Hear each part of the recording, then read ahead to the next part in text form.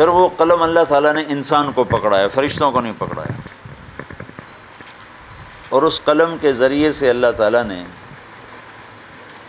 انسان کو علم دیا، اور علم کے ذریعے سے فرشتوں پر فوقیت بخشی۔ تو آپ کا قلم صحیح لکھے، اس کے لیے ہاتھ کا صحیح چلنا ضروری، اور ہاتھ صحیح لکھے اس کے لیے دل کا صحیح ہونا ضروری ہے۔ دل اگر روشن نورانی ہے تو وہ ہاتھ کو روشن کرے گا، ہاتھ قلم کو روشن کرے گا، قلم تحریر کو روشن کرے گا، تحریر قلوب کو روشن کرے گی۔ دل اگر بگڑ چکا ہے، کلا بل ران علی قلوبہم ما کانوا یکسبون، ان کے دلوں پہ تہ چھا چکی ہے نافرمانیوں کی، نحوست کی۔ تو ادھر سے کمانڈ غلط جاتی ہے ہاتھ کی طرف، پھر ہاتھ قلم کو کمانڈ دیتا ہے، وہ بھی غلط ہوتی ہے۔ قلم الفاظ کے پیرہن لاتا ہے، وہ بھی غلط ہوتے ہیں، پھر آگے میسج غلط جاتا ہے، پھر آگے دل اس سے غلط ہونا شروع ہو جاتا ہے۔ تو آج کے قلم کی طاقت شر میں زیادہ استعمال ہو رہی، خیر میں بھی بہت استعمال ہو رہی۔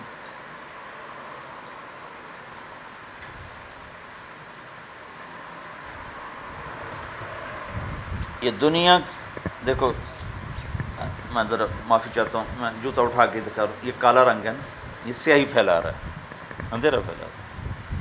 ہر سیاہی اندھیرا پھیلاتی ہے۔ پوری دنیا میں صرف قلم کی سیاہی ایسی ہے جو روشنی پھیلاتی، اس سے روشنی پھیلتی، ورنہ ہر سیاہی سے سیاہی پھیلتی۔ قلم ایک ایسی سیاہی ہے جس سے روشنی پھیلتی۔ تو اللہ کے نبی نے فرمایا ان فی الجسد مضغۃ اذا صلحت صلح الجسد کلہ واذا فسدت فسد الجسد کلہ الا وہی القلب۔ جسم میں ایک گوشت کا ٹکڑا ہے، وہ ٹھیک ہو تو سارا جسم ٹھیک ہوتا ہے، تو اب ہاتھ بھی ٹھیک ہوگا، پھر قلم بھی ٹھیک ہوگا، تحریر ٹھیک ہوگی، پیغام ٹھیک پہنچے گا۔ اگر وہ بگڑ جائے تو سارا جسم بگڑ جاتا ہے، وہ بگڑے گا تو ہاتھ بگڑے گا، قلم بگڑے گا، تحریر بگڑے گی، جن تک پہنچے گی وہ بگڑے۔ کتنے لوگ دہریے ہو گئے کارل مارکس کی کتابیں پڑھ پڑھ کے، مسلمان معاون جنا اور اللہ اس کے رسول کے منکر۔ تو اب لوگوں کے ہاتھ میں قلم ہے، اگر اس قلم سے آپ لوگوں نے پگڑیاں اچھالیں اور لوگوں کے عیب اچھالیں تو آپ پکڑے جائیں گے سارے۔ تنقید آپ کا حق ہے، صحت مند تنقید یہ قلم کا تقاضا ہے، لیکن تنقید اور توہین کا بارڈر یوں ملا ہوا ہے، تنقید اور توہین کا بارڈر یوں ملا ہوا ہے۔ وہ ہمارے ہاں صحرا میں بارڈر ملا ہوا ہے نا، تو اب تو خیر باؤنڈری والوں کی پہلے ہوتی نہیں تھی، تو کوئی ادھر چلا جاتا تو پکڑا جاتا تھا، کوئی ادھر سے ادھر آ جاتا تو پکڑا جاتا۔ ہاں انڈیا کے ساتھ تو توہین اور تنقید یوں ملے ہوئے ہیں۔ اگر یہ تنقید کی حد تک ہے تو یہ صحت مند ہے، اگر یہ توہین میں چلا گیا تو پھر آپ کے لیے پکڑ ہے، وبال ہے۔ کہ اللہ کے نبی نے فرمایا سود کا سب سے جو ادنا درجہ ہے، سود کا سب سے ادنا درجہ 36 دفعہ زنا کرنے کے برابر۔ 1 یورو، 1 روپیہ، 1 درم، 1 دینار کا سود لینا دینا نہیں دینا، لینے والا، دینے والا اس اتنے جرم میں نہیں ہے، لینے والا تو 36 دفعہ زنا کے برابر ہے 1 روپے کا سود۔ تو سود کا جو ادنا درجہ ہے اس کا گناہ خبیث ترین گناہ کے 36 دفعہ کے مساوی، ٹھیک؟ اس کو اپنے بیس بنایا، پھر کہا وَإِنَّ أَرْبَ الرِّبَا۔ اب میں تمہیں بتاؤں کہ سب سے بڑا سود کیا ہے؟ سودوں کا مہا سود مہاراج سود بتاؤں، الاستطالۃ فی عرض المسلم، مسلمان کو بے عزت کرنا یہ مہا سود ہے۔ تو ہمارے اخبار چل ہی اس پر رہے ہیں۔ ہاں، کسی مجرم کو بے نقاب کرنا ضروری ہے، کسی اجتماعی نقصان سے بچانے کے لیے بے نقاب کرنا ضروری ہے، لیکن عام سے عام نیک سے نیک مسلمان سے بھی خطا ہوتی، اس کو بھی پکڑ کے اخبار کی زینت بنا دینا، یہ اللہ کی بارگاہ میں رسوا ہونے کا راستہ ہے۔ کہ مزاج شریعت میں پردہ پوشی ہے۔ آپ اندازہ لگائیں، چور بھی ہے تو کہا 2 گواہ لاؤ گے تو حد لگے گی، نہیں لگائیں گے۔ وہ کہا جی میں نے اپنی آنکھوں سے دیکھا ہے، تو بھئی 1 گواہ اور لا تب ہوگا۔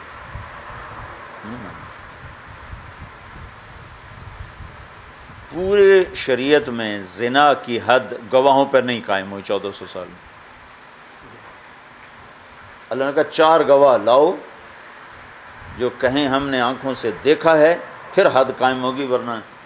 اور اگلی بات، 4 گواہ آئے، 3 نے کہا جی ہم نے بالکل پورا دیکھا ہے، چوتھے نے کہا جی دیکھا تو ہے لیکن کچھ ایسے شخص ہے، تو اللہ کہتا 4 کو 80 کوڑے مارو، 4 کو مارو۔ مزاج شریعت میں پردہ پوشی ہے۔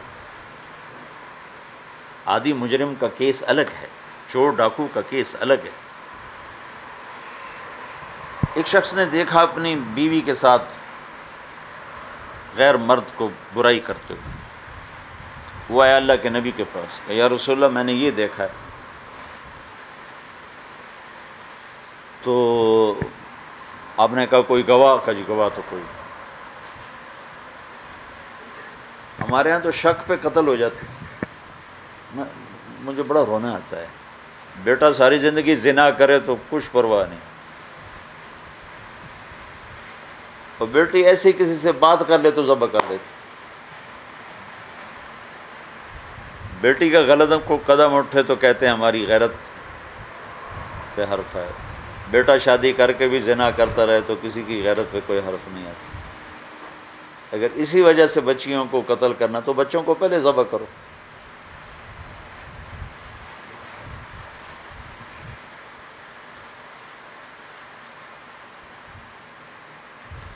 تو آپ نے کہا بیٹھو، پھر اللہ تعالیٰ کوئی کرتا ہے فیصلہ تو میں سناتا ہوں، میں کیا کروں مجھے تو خود نہیں پتا۔ تو اللہ نے قرآن اتارا، والذین یرمون ازواجہم، یہ واقعہ چشم دید ہے، خاوند نے آنکھوں سے دیکھا ہے، اور قرآن کہہ رہا ہے جو اپنی بیویوں پر الزام لگاتے ہیں۔ الزام نہیں تھا، آنکھوں دیکھا، لیکن قرآن لفظ ہے والذین یرمون ازواجہم، جو اپنی بیویوں پہ تہمت لگاتے ہیں، وَلَمْ يَكُنْ لَهُمْ شُهَدَاءُ إِلَّا أَنفُسُهُمْ، اور ان کے پاس گواہ کوئی نہیں، وہ کیا کریں؟ شہادت احدہم 4 شہادات باللہ، تو پھر وہ 4 دفعہ گواہی دے کہ میں سچا ہوں، میں سچا ہوں، میں سچا ہوں، میں سچا ہوں۔ والخامسہ ان غضب اللہ علیہ ان کان من الکاذبین، اور 5ویں دفعہ یہ کہے اگر میں جھوٹا ہوں تو میرے اوپر اللہ کا غضب نازل ہے۔ اور عورت یدرأ عنہا العذاب ان تشہد 4 شہادات باللہ، پھر عورت آگے 4 دفعہ کہے میں نے نہیں کیا، میں نے نہیں کیا، میں نے نہیں کیا، میں نے نہیں کیا، اور اگر وہ سچ بول رہا ہے تو میرے اوپر اللہ کا غضب نازل ہے۔ اگر وہ یہ قسم اٹھا جاتی ہے تو شریعت کہتی پاک دامن چھوڑ۔ ہمارے کتنی روزانہ اخبار میں عورتیں قتل ہو پاکستان میں، صرف شک کی بنیاد پہ قتل کر دیتے۔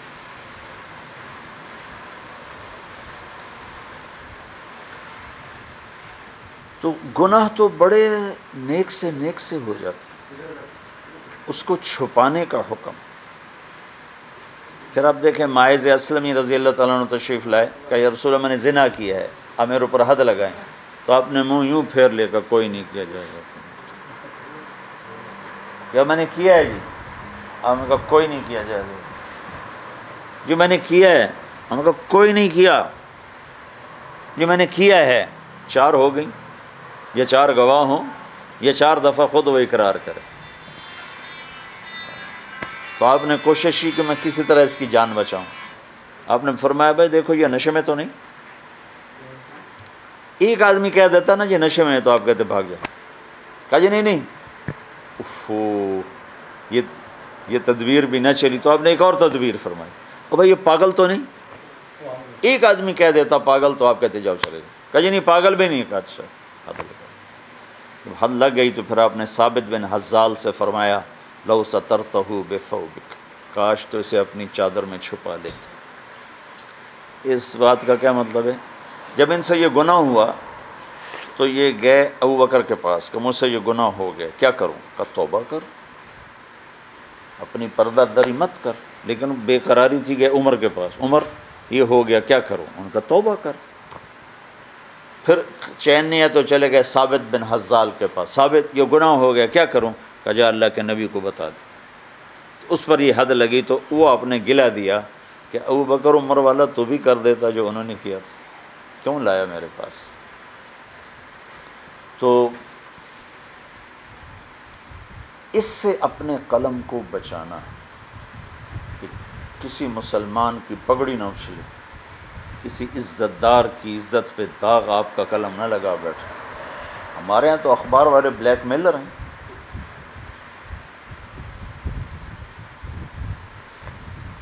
اور کمائی کا بہت بڑا ذریعہ ہے ان کی۔ کسی نیک عورت پہ کسی نے تہمت لگا دی، اللہ کا نبی کا فرمان، من قذف المحسن، جس نے کسی مسلمان عورت پہ بدکاری کی تہمت لگائی، پھر توبہ نہ کی، معافی نہ مانگی، 100 سال مصلی پہ بیٹھا بیٹھا مر گیا تو جہنم میں جائے گا۔ 100 سال مصلی پہ بیٹھا بیٹھا مر گیا، جہنم میں جائے گا۔ تو جو آپ کا شعبہ ہے اس میں اللہ اس کے رسول کا جو حکم آپ کی طرف متوجہ ہے کہ اس قلم سے خیر نہیں شر نہ نکلے، لوگوں کی عزت بحال ہو، پگڑی نہ اچھلے۔ وہ انسان ہی کیا ہے جس سے خطا نہ ہو، وہ انسان ہی کیا ہے جس سے گناہ نہ ہو۔ فرشتہ نہ بن جائے، نبی نہ بن جائے، معصوم نہ بن جائے، خطا تو انسان کی فطرت میں شامل ہے۔ اس لیے اللہ نے توبہ کی نہ کوئی حد رکھی ہے، نہ عمر کی قید ہے اور نہ عدد کی قید ہے، جب کرو جتنی دفعہ توبہ توڑنے کے بعد توبہ کرو، قبول قبول قبول۔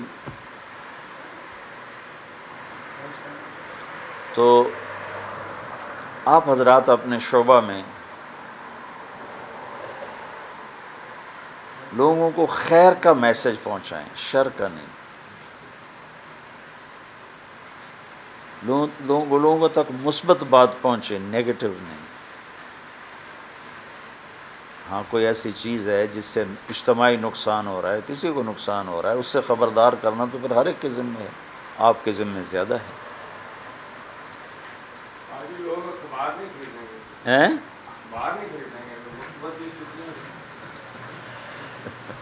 خریدیں خریدیں۔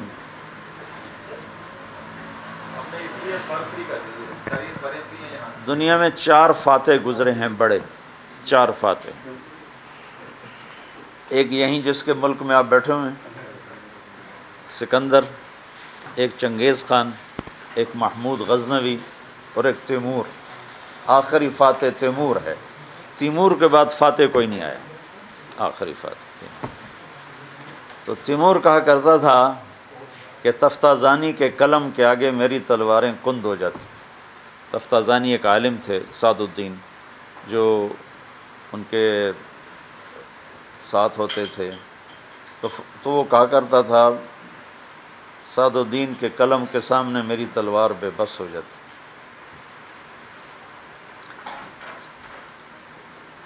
تو قلم صحیح چلے اس کے لیے دل کا صحیح ہونا ضروری۔ تبلیغ میں جانا آپ لوگوں کے لیے، میرے لیے، ہم سب کے لیے اس لیے ضروری ہے کہ ہم اپنے دل کا رخ اللہ اس کے رسول کی طرف پھیر سکیں۔ اور اپنی ترجیحات کو بدل سکیں، اور جیسے وہ جواد صاحب کہہ رہے ہیں پھر خریدار کوئی نہیں ہوگا، پھر اس پہ صبر کر سکیں کہ رازق سویا ہوا نہیں ہے، جاگ رہا ہے، خزانے بھی کم نہیں ہوئے، سخاوت میں بھی کمی نہیں آئی ہے۔ ہارون رشید گزر رہے تھے تو بہلول رحمۃ اللہ علیہ ایک ٹیلے پر کھڑے تھے، انہوں نے صدا لگائی امیر المومنین، تو وہ کجاوے میں تھے تو انہیں ایسے پال کی تھی تو پردہ ہٹایا تھا کہ بہلول تھے، تو انہوں نے کہا آج وہ حج پہ جا رہا تھا، کہا آج تو حج پہ جا رہا ہے۔ تو ایک اللہ کے نبی کا حج تھا، نہ کوئی ہٹو بچوں کا شور تھا اور نہ کوئی مسلح گارڈز تھے، 4 درہم کا پالان تھا جس پر آپ بیٹھے ہوئے تھے۔ تو ہارون تھوڑا شرمندہ ہو گیا، کہنے لگا بہلول آپ کا کوئی قرضہ ہو تو میں ادا کر دوں؟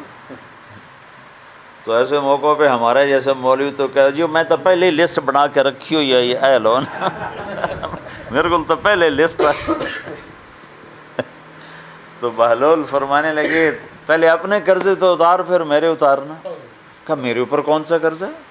کہا جو لوگوں پر ظلم کر کر کر کے تم نے پیسہ اکٹھا کیا ہے اس کا تو مقروض ہے، واپس کر۔ وہ اور شرمندہ ہو گیا، کہنے لگا اچھا اس کو چھوڑے، آپ کا کوئی وظیفہ لگا دوں، آپ کا وظیفہ لگا دوں؟ تو وہ ہنس پڑے، انہوں نے آسمان کو دیکھا، کہا جو تجھے نہیں بھولا مجھے بھول جائے گا۔ وَمَا مِن دَابَّةٍ فِي الْأَرْضِ إِلَّا عَلَى اللَّهِ رِزْقُهَا، رزق میرے ذمہ ہے، طب نفسا اذا حکم القضاء، امام شافعی کا فرمان ہے مطمئن ہو جا، رزق اللہ کے خزانوں سے آتا ہے۔ دوسری چیز جو اس دعوت کی محنت کے ذریعے سے ہم عرض کر رہے ہیں وہ یہ ہے کہ یہ امت آخری نبی کی آخری امت، ان کے بعد نبی کوئی، ہمارے نبی کے بعد نبی کوئی نہیں۔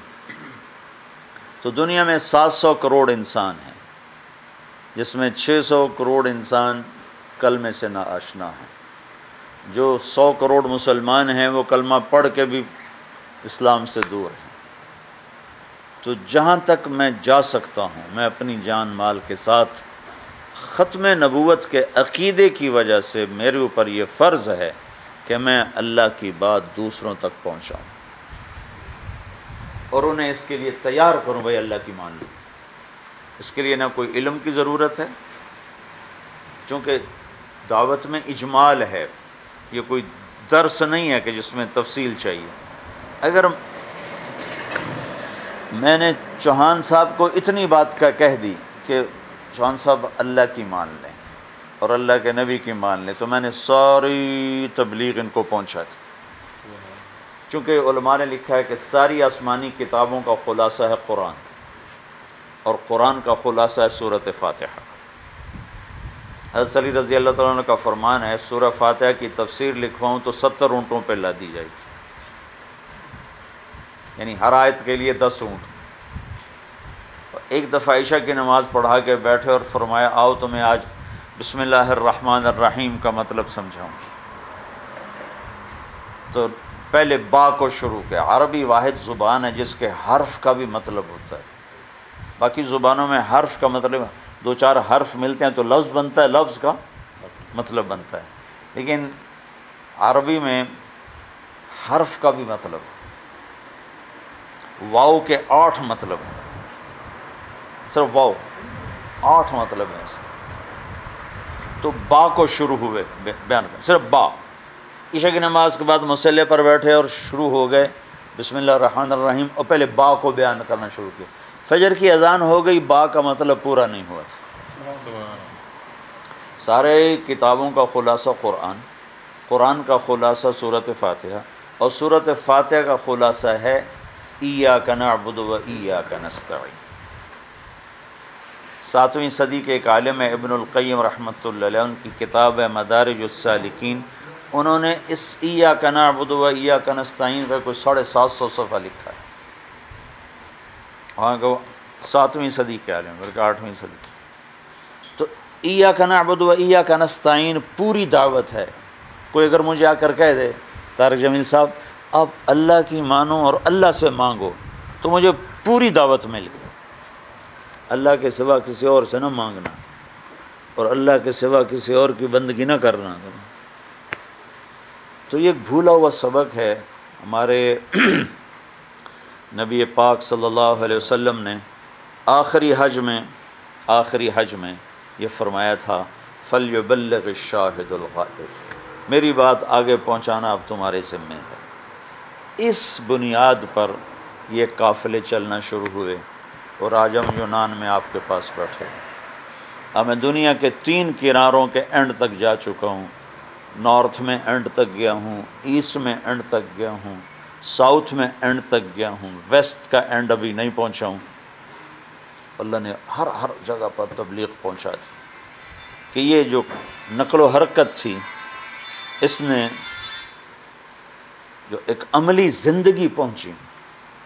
کتاب معلومات مہیا کرتی ہے، زندگی نہیں مہیا کرتی. یہ میڈیا معلومات دیتا ہے، زندگی نہیں دیتا. زندگی شخصیت سے منتقل ہوتی، اس لیے تو نبیوں کو بھیجا گیا، اس لیے تو اولیاء کرام تشریف لائے جن کی صحبت سے زندگیاں بدلتی تھیں. تو دوسری گزارش آپ سب بھائیوں سے یہ ہے کہ چونکہ ہم سب آخری نبی کے ماننے والے ہیں اور ان کو آخری نبی ماننا اتنا ہی فرض ہے جتنا آپ کو نبی ماننا فرض ہے. وہ رسول مانے آخری نہ مانے تو بھی مسلمان نہیں. تو ختم نبوت کی وجہ سے ہمارے ذمے یہ فریضہ ہے کہ ہم وقت نکالیں اور اللہ کے بندوں تک اللہ کی بات کو پہنچائیں. جہاں تک ہم جا سکتے ہیں ہم جائیں. تو اس کی ایک ترتیب بنی ہوئی. آپ حضرات یہاں رہتے ہیں، ایک ویکنڈ آپ چلے جائے کریں مل جل کر جماعت بنا کے، انشاءاللہ بہت بیداری ہوگی، بہت زندگیوں کو رخ ملے گا.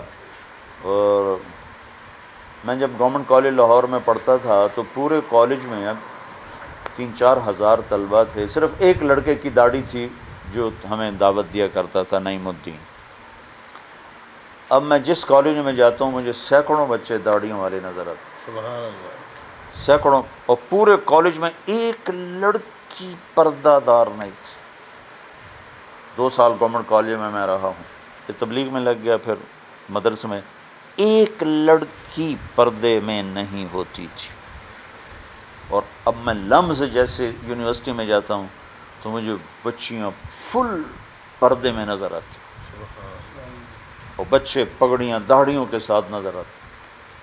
کون سوچ سکتا تھا؟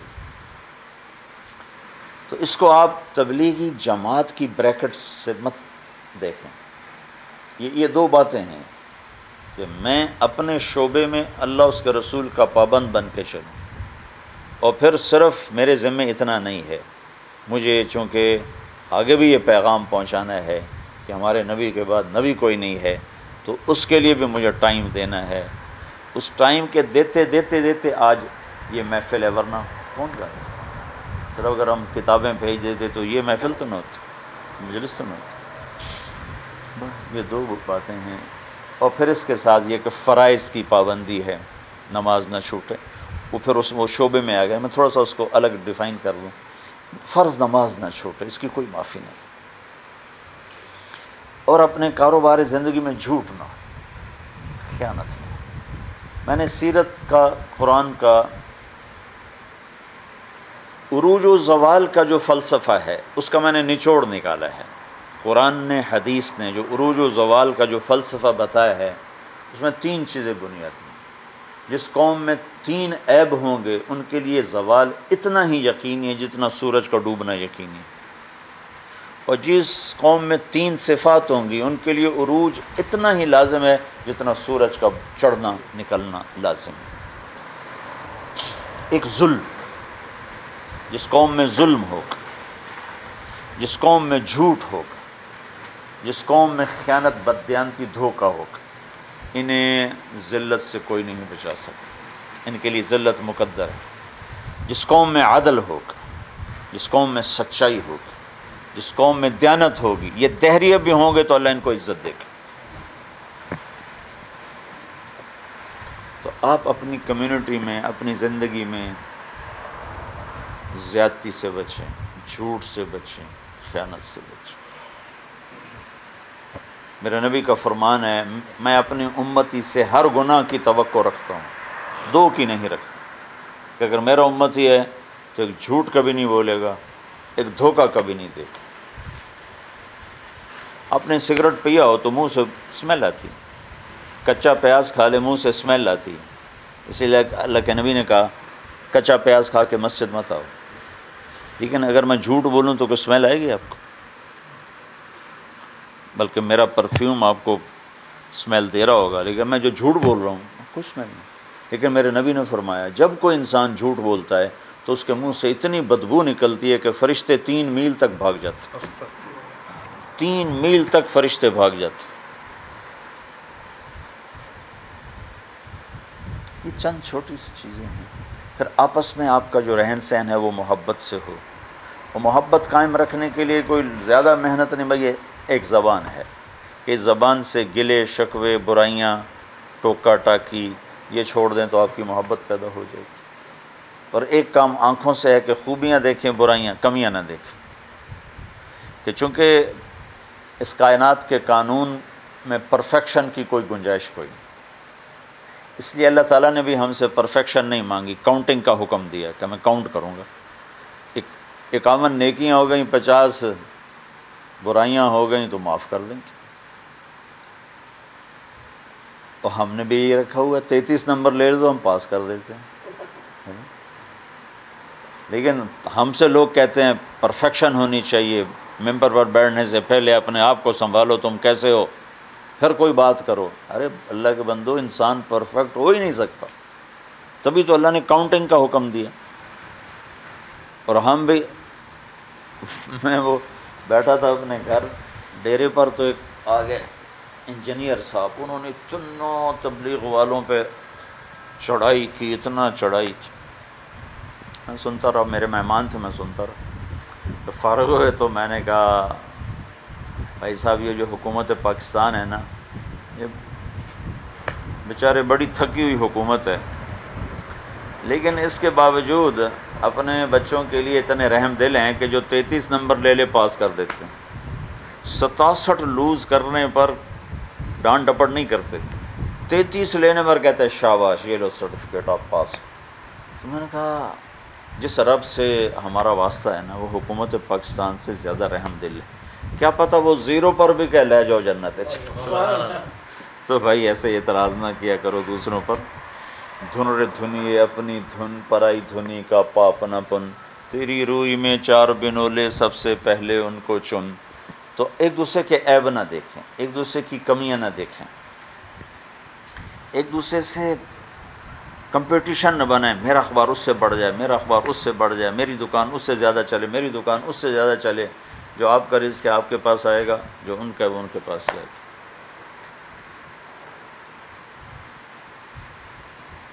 تو انشاءاللہ آپ کی زندگی خوشگوار گزرے گی۔